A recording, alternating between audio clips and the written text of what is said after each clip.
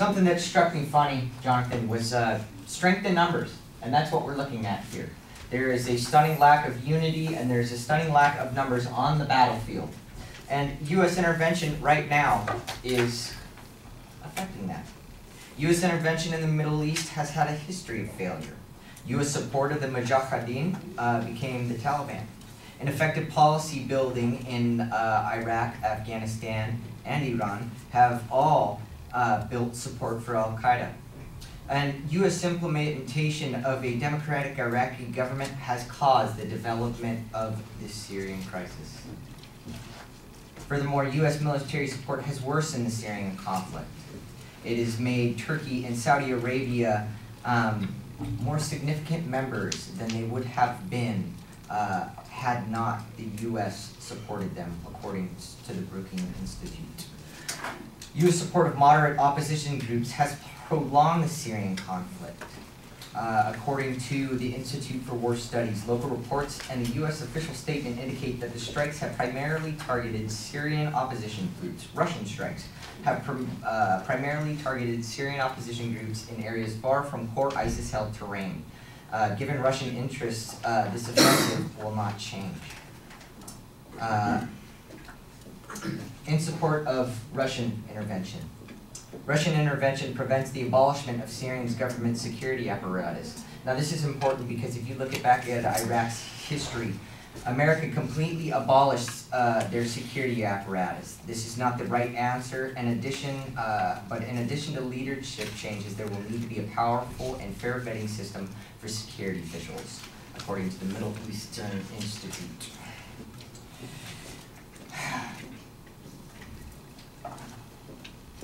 Now, what ground forces do we have in Syria right now? The two major players are Russia and Iran. Mobilization of Iranian ground forces alleviates the need for U.S. boots in Syria.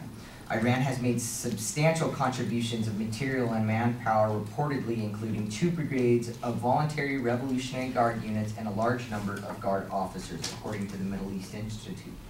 Iran is also a major power broker in the Middle East, according to the Council on Foreign Relations. Iran has entered the 21st century in an enviable position and has now emerged as a leading power of the Middle East, whereby its preferences and predilections have to be taken into consideration as the region contemplates its future.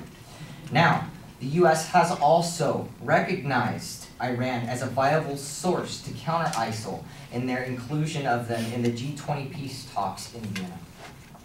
Iran is an essential multinational campaign against ISIL. In Syria, Iran intervened early in the civil war to prop up Assad, and its assistance may have been decisive in allowing the Syrian regime to survive the worst initial years. The Iraqi government somewhat more slightly facilitates Iranian intervention on its territory. Now we look at Russia. Russia is more justified than U.S. intervention. According to PBS Frontline, Syria is a long-time ally of Russia. Russia is also expanding their air base in Latakia, and Russia has a naval base, a long-standing naval base in Tartus. Russia has a significant amount of ground troops already stationed in Syria. According 21st of December, there was 1,700 Russian specialists reported to be at the naval facility in Tartus. Now, the biggest issue here is the U.S. gridlock of Russian policy in the Middle East. I will rush through this real quick. According to Pawnayer's Eurasia, the basic tenets for Russia's relations with the outside world, making the most out of Russia's growing integration into the world. U.S. is affecting Russia's integration into the world. It's affecting their modernization and their international image. Ultimately, Russia is more justified in Syrian